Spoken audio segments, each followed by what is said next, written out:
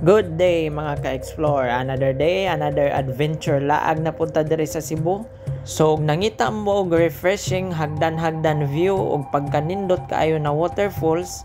Maunin na waterfalls ang para ninyo. So mao din ni mga ka-explore no ang gitawag na Inambakan Falls diri sa Ginatilan, Cebu. So sa gusto mo nga re, so bali head on South Cebu mo paingon mga ka-explore no. So from Cebu City mo diretso lang tanog South Bus Terminal. Nya ang sakyan na bus mga ka-explore is Baya Barilig, Ginatilan, Cebu. Baya Toledo Road na po na siya mga ka-explore. Jump off lang mo sa Ginatilan, bali inyo lang po di-inform si manong driver na para Inambakan Falls mo. So bali ang travel time din nato dire mga ka-explore is around mga 4.5 hours kay mga 139 kilometers po ni day no ang distansya from the city.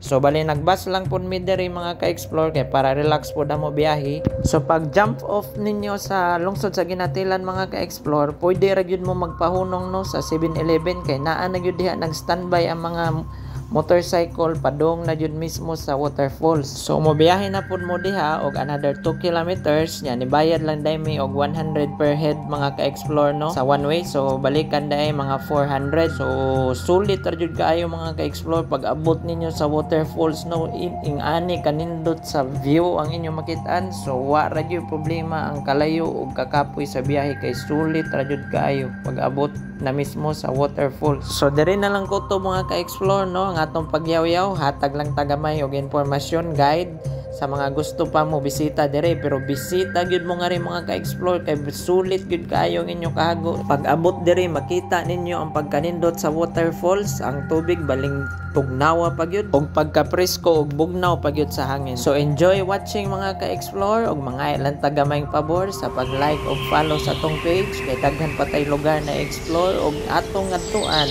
Let's go.